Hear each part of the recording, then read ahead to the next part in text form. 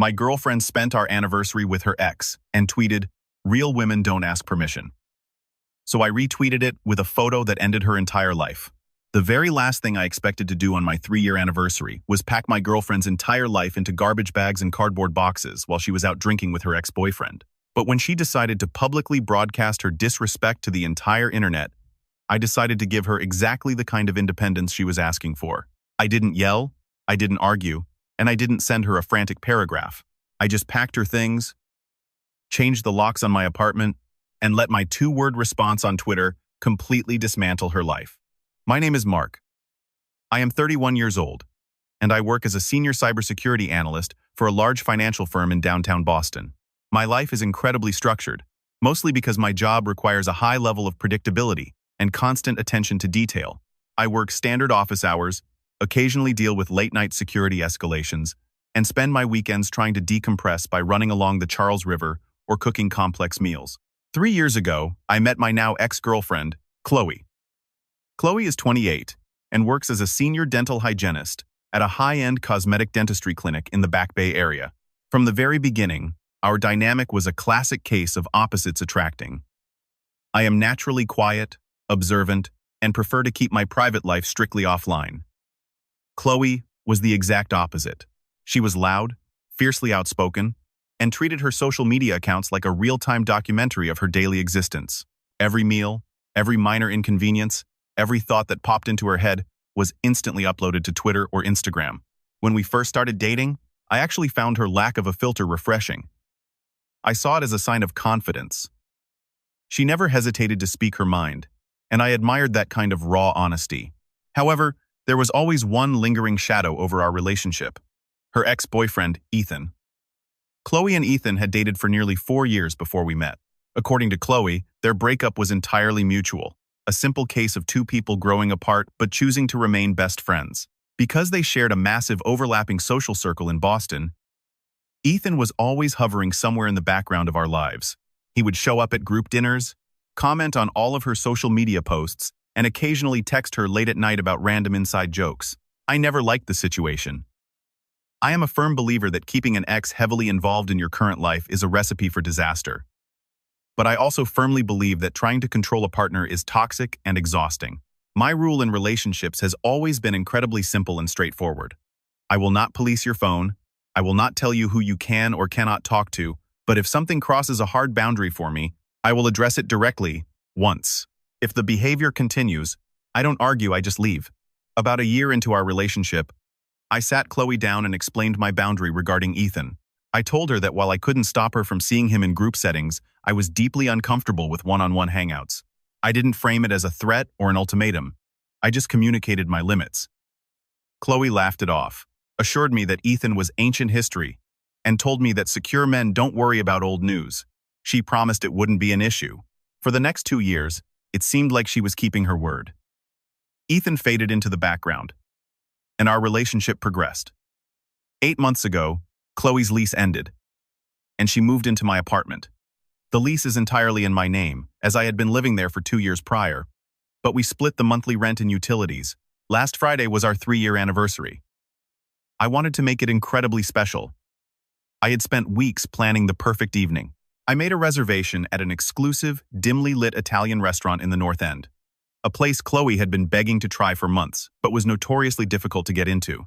I even took a half day off from the firm so I could get all my errands done early, clean the apartment top to bottom, and ensure the evening was completely stress-free. But the dinner was only supposed to be the beginning. For the past 6 months, I had been quietly saving up and looking at engagement rings.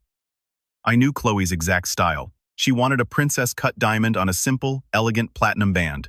That afternoon, right after I left the office at 1:00 p.m., I walked over to a boutique jeweler in the city.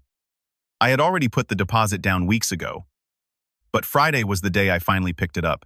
I remember standing in the store, the jeweler opening the small velvet box on the glass counter, the overhead lights catching the facets of the diamond. I felt a profound sense of certainty. I snapped a quick photo of the open ring box sitting on the counter and texted it to my older sister, Sarah, who had helped me pick out the setting.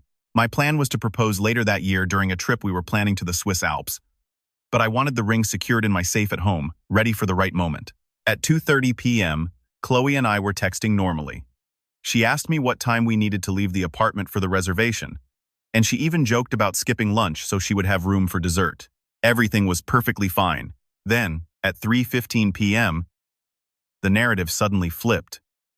Chloe sent me a text saying she was incredibly sorry, but a massive emergency had just walked into the dental clinic. She claimed one of the senior dentists needed her to stay late to assist with a complicated, multi-hour surgical procedure. She said she wouldn't be out until at least 8 p.m.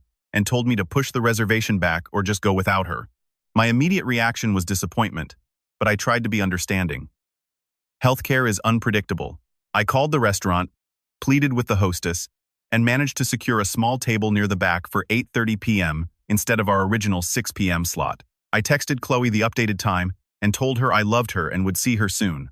By 7:45 p.m., I had showered, dressed in a tailored suit, and walked down to the restaurant. I arrived a bit early, so I stood outside on the brick sidewalk, shivering slightly in the crisp evening air. To kill time, I pulled out my phone and absent-mindedly opened Twitter. That was the exact moment my entire reality fractured. Right at the top of my feed was a brand new tweet from Chloe. It had been posted exactly 12 minutes earlier. It was a photo taken inside a loud, dimly lit bar. In the center of the frame were two expensive-looking espresso martinis resting on a sticky wooden table. But it was the background of the photo that made my stomach drop. Sitting directly across the table, smiling smugly into the camera, was Ethan. Chloe wasn't just sitting across from him. The angle of the photo made it glaringly obvious she was sitting right next to him in a curved booth. Their shoulders were visibly pressed together, but the image wasn't even the most offensive part. It was the caption she attached to it. Chloe had typed, "I don't owe anyone an explanation. Real women don't ask permission." For a solid 10 seconds, I just stared at the screen. The noise of the busy Boston street around me seemed to completely fade away. My brain scrambled to find a logical explanation, trying to force the puzzle pieces together, but there was no misunderstanding what I was looking at. This was not a mistake. This was a calculated, deliberate performance. The cocktail in the photo was her absolute favorite drink. The jacket Ethan was wearing was new. This was happening right now, in real time, on the exact night of our 3-year anniversary. The post had only been live for a few minutes, but because Chloe had a decent following, the notifications were already rolling in. Her friends were hyping her up in the replies. I saw comments like, "Queen behavior," and "Live your truth, babe," and period. Never let a man control your life. Meanwhile, I was literally standing in the cold, outside an expensive Italian restaurant, wearing a suit, with a receipt for a $12,000 engagement ring folded inside my wallet. The sheer audacity of the situation was staggering. The worst part was the timeline. She had texted me at 3:15 p.m., claiming she was trapped in emergency dental surgery. It was now almost 8:00 p.m. She hadn't been at the clinic. She had lied to my face, abandoned our anniversary plans, and chosen to spend the evening drinking with her ex-boyfriend. A lot of guys in my position would have completely lost their minds. They would have immediately called her, screaming into the phone. They would have sent 50 frantic text messages demanding to know where she was. They would have rushed to every bar in the city trying to catch her in the act. I didn't do any of that. I have learned through years of working in high-stress security environments that emotional reactions are exactly what manipulative people want. They thrive on the chaos. They want you to scream so they can call you crazy. They want you to argue so they can play the victim. Chloe and I had one foundational rule. We address boundary violations directly, and we don't pretend they didn't happen. She knew exactly what she was doing. She chose to spend our anniversary with Ethan, and she posted it publicly with a caption that was a direct, glaring challenge to my authority in the relationship. She was daring me to say something so she could publicly label me as a controlling, insecure boyfriend. So, I stayed completely silent. I didn't send a single text. I didn't make a single call. Instead, I walked over to a nearby bench, sat down, and kept refreshing her Twitter profile. 5 minutes later, she escalated the situation even further. A second tweet popped up on her timeline. This one didn't have a photo, just text. She wrote, "People get way too sensitive about who someone spends time with. Insecure men are the biggest red flag in relationships. If you can't handle a confident woman, you deserve to be single." That second tweet erased any lingering shred of doubt in my mind. The fog completely lifted. My confusion evaporated, replaced by a cold, sharp, and absolute clarity. Chloe wasn't just hanging out with an ex. She was utilizing our relationship as fodder for her online persona.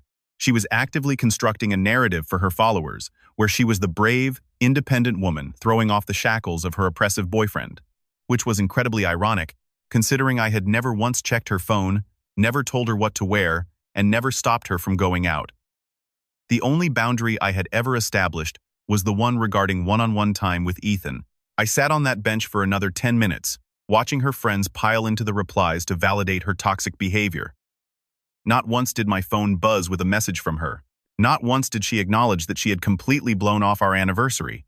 Eventually, the hostess from the restaurant stepped outside and politely asked if I was still waiting on my party to arrive. I looked at her, offered a tired smile, and said, "No. I'm sorry. The reservation is canceled. Have a wonderful night." I turned around and started the long walk back to my apartment. The walk took about 25 minutes. Normally, I would put my headphones in and listen to a podcast, but that night, I walked in absolute silence, keeping my phone in my hand, my eyes glued to Chloe's Twitter feed. She was relentless. About 15 minutes after her second tweet, she uploaded a short video clip. It was a boomerang of her and Ethan, clinking their martini glasses together. The bar looked packed and vibrant. Chloe was throwing her head back, laughing hysterically, looking like she was having the absolute time of her life. The caption this time read, "Stop letting insecure partners control your friendships. Cheers to the real ones." By the time I reached the front lobby of my apartment building, her original tweet had already been retweeted dozens of times. The echo chamber of social media was in full swing. People who didn't know me, who didn't know anything about our relationship, were happily tearing me down in the comments, calling me a controlling narcissist, holding back a strong woman. Chloe was basking in the glow of the digital validation. I rode the elevator up to my floor, unlocked the door, and stepped inside. The apartment was dead silent. The contrast between the peaceful, quiet home I had built and the chaotic, disrespectful circus Chloe was orchestrating online was jarring. Sitting on the kitchen island were the groceries I had bought earlier that morning: fresh strawberries, expensive coffee beans, and artisan pastries. I had planned to serve her for breakfast in bed the next morning to celebrate our 3 years together. I walked over to the kitchen stool, sat down, and opened Twitter one last time. I stared at her initial tweet. "I don't owe anyone an explanation. Real women don't ask permission." I realized in that moment that she had already written the script for how this relationship was going to end. She wanted an audience. She wanted a grand, public spectacle. She wanted to prove to the world that she didn't need me. I decided it would be incredibly rude of me not to help her finish the story she started. I opened my phone's camera roll and scrolled back to the photos from earlier that afternoon. I found the picture I had taken at the jewelry store. At 1:30 p.m., the stunning, flawless princess-cut diamond resting perfectly in its black velvet box on the illuminated glass counter. It was the physical manifestation of my commitment, my loyalty, and my intended future with her. I went back to Twitter. I clicked the retweet button on her photo of her and Ethan. I typed out my own caption. 2 short, simple sentences. "Neither do I." Then, I attached the photo of the engagement ring in the open box. I hit post. I didn't wait to watch the numbers climb. I didn't sit there refreshing the screen. I immediately set my phone face down on the granite countertop and stood up. The emotional part of the evening was officially over. Now, it was simply a matter of logistics. Chloe had moved into my apartment 8 months ago. We split the rent, but legally, my name was the only one on the lease document. If Chloe wanted absolute independence and the freedom to do whatever she wanted without answering to anyone, I was fully prepared to grant her that wish. But she was absolutely not going to exercise that independence while sleeping in my bed and living under my roof. I walked straight into the master bedroom, opened the massive walk-in closet, and grabbed her 2 large pink American Tourister suitcases from the top shelf. I unzipped them and laid them flat on the bed. I didn't throw her things. I didn't damage anything. I was methodically, brutally calm. I started with her closet. I took down her expensive dresses, folded her scrubs, and packed away her jeans and sweaters. I moved to the dresser and emptied her drawers. I went into the master bathroom and swept all of her expensive skincare serums, makeup palettes, and her Dyson hair wrap into a large cardboard box I kept in the storage closet. While I was meticulously packing her life away, My phone, still sitting on the kitchen counter, began to vibrate. At first, it was just a low, intermittent buzzing, but within 5 minutes it turned into a relentless, continuous roar. The notifications were coming in so fast the phone was practically vibrating itself off the edge of the counter. I ignored it and kept packing. I filled the 2 suitcases, the cardboard box, and a large canvas gym bag with everything she owned. Shoes, toiletries, the books she kept on her nightstand, her spare phone chargers. I left absolutely nothing behind. It took me exactly 45 minutes to completely erase her physical presence from the apartment. I zipped the suitcases shut, picked up the boxes, and carried them out into the hallway, lining them up neatly against the wall right outside my front door. Anyone walking off the elevator would immediately know someone had just been violently evicted from their own life. As I set the last bag down, my phone started ringing. It wasn't a Twitter notification. It was a phone call. The caller ID flashed Chloe's name. I let it ring until it went to voicemail. 10 seconds later, she called again. I declined it. Then, the text messages started flooding in. Chloe, 8:42 p.m. What the hell is your tweet supposed to mean? Chloe, 8:43 p.m.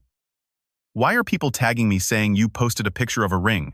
Chloe, 8:43 p.m. Mark, answer the damn phone right now. I stared at the messages, felt absolutely nothing, and placed the phone back on the counter. I still had one final, crucial task to complete before she inevitably showed up. When Chloe moved in, I had given her a spare brass key to the front door so she could come and go freely.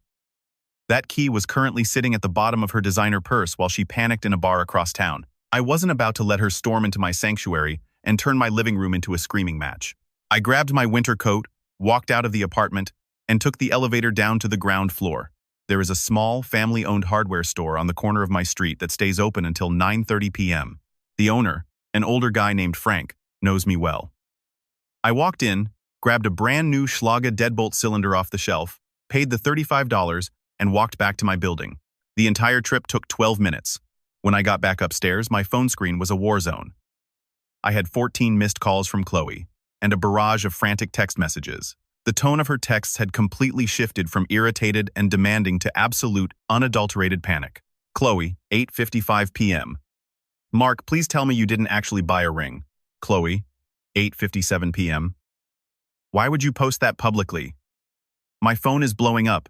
Everyone at the clinic is messaging me. Chloe, 9:01 p.m. Ethan's freaking out. People are calling me a cheater. Please delete the tweet right now. Chloe, 9:05 p.m. I'm leaving the bar. I'm coming home. We need to talk about this offline. I scoffed at the word offline. She was perfectly happy to disrespect me online when she thought she was untouchable. But the second the consequences arrived, she suddenly wanted privacy. I grabbed a Phillips head screwdriver from my toolbox. I unscrewed the 2 long bolts holding the interior plate of the deadbolt, pulled out the old cylinder, slid the new one in, and tightened the screws. The entire process took less than 3 minutes. I tested the new silver key. The lock clicked perfectly into place. Chloe's old brass key was now completely useless. I locked the door from the inside, turned off the main living room lights, and waited. At exactly 9:22 p.m., my phone buzzed again. Chloe, 9:22 p.m. I'm outside the building. My key isn't working on the lobby door. Let me in. She must have followed someone into the elevator. Because 3 minutes later, I heard the heavy footsteps coming down my hallway. Then, the sound of her stopping dead in her tracks. I could practically hear the realization washing over her as she saw her pink suitcases stacked against the wall. Chloe, 9:26 p.m. Mark, why is all my stuff in the hallway? Chloe, 9:27 p.m. Did you change the lock? My key won't turn. Open the door. Then came the frantic knocking. Bang, bang, bang. Mark, open the door. Please. I walked quietly over to the door and peered through the small glass peephole. Chloe was standing there, still wearing the expensive leather jacket she had on in the photo with Ethan. Her makeup was slightly smeared, and she was aggressively typing on her phone with shaking hands. My phone buzzed again. Chloe, 9:29 p.m. This isn't funny. You can't just kick me out over one tweet. It was just drinks with an old friend. I didn't even do anything. Open the door so we can talk.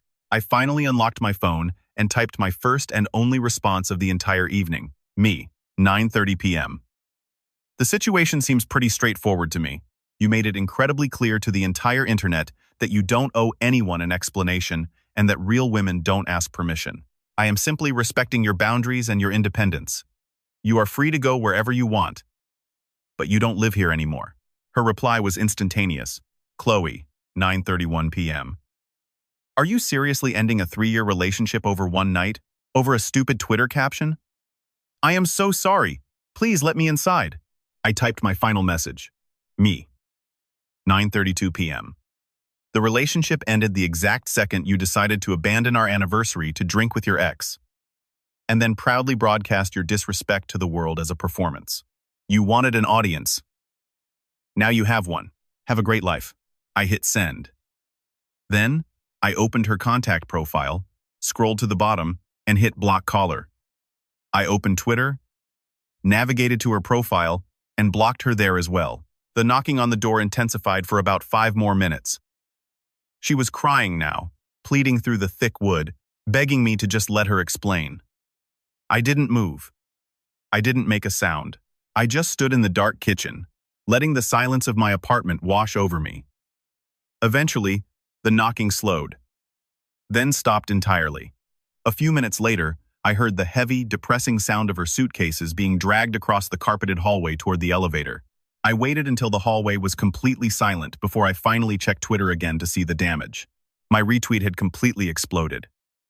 It had gone viral far beyond our local Boston social circle. Thousands of people had seen the exchange. The timeline of the posts told a brutal, undeniable story. A woman publicly bragging about blowing off her boyfriend to drink with her ex, immediately followed by the boyfriend dropping a photo of the engagement ring he had bought her that very same day, effectively ending her life. The comments were absolutely ruthless. The same friends who had been hyping her up an hour earlier were now completely silent or actively deleting their replies to avoid the secondhand embarrassment. Strangers were, quote, tweeting her original post, calling it the most legendary fumble in relationship history. Chloe had tried to make me look like an insecure fool.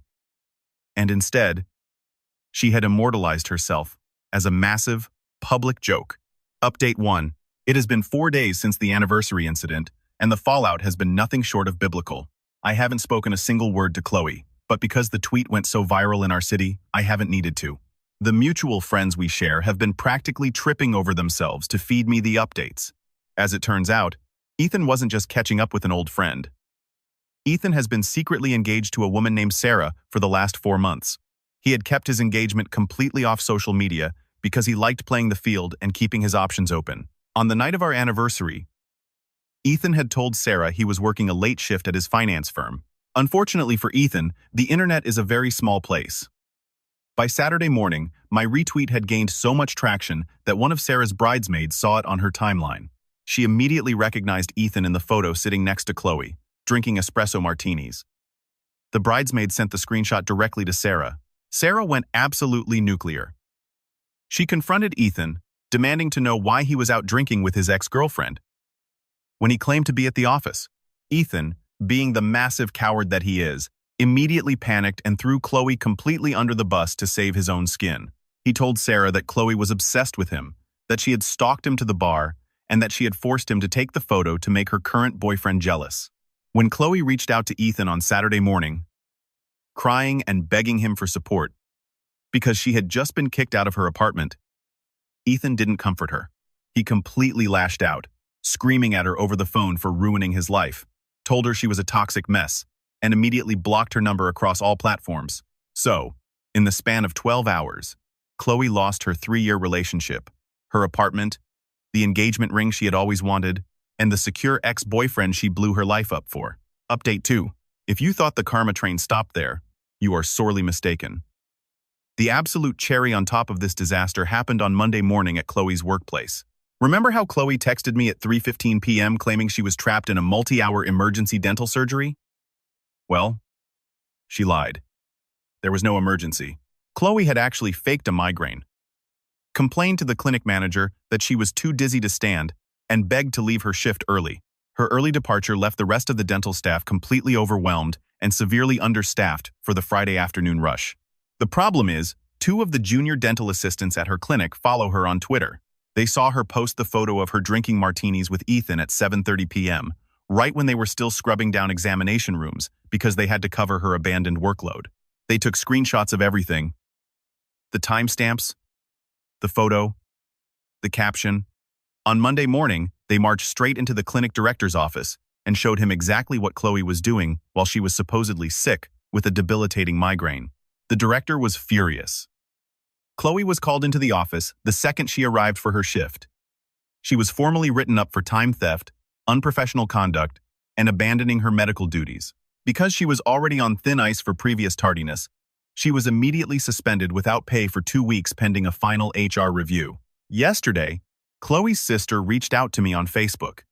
She sent me a massive, multi-paragraph message begging me to just sit down with Chloe for coffee. She said Chloe is currently sleeping on an inflatable mattress in their parents' basement, crying nonstop, and is incredibly remorseful. She claimed Chloe realizes she made the biggest mistake of her life and just wants a chance to explain her side of the story. I didn't reply to the sister. I simply blocked her account. There is no side of the story left to explain. Chloe showed me exactly who she was, when she thought there would be no consequences. She valued the attention of strangers and the validation of an ex-boyfriend over the man who was literally preparing to build a life with her. As for me, I took the engagement ring back to the jeweler yesterday afternoon. Because it was a custom setting, they couldn't give me a full refund, but they bought the diamond back and refunded the platinum band, meaning I recouped about 85% of the total cost. I took that money, called my travel agent, and officially booked a 2-week solo snowboarding trip to the Swiss Alps for next month. Sometimes the trash doesn't just take itself out. Sometimes it proudly broadcasts its own removal on social media for the whole world to see.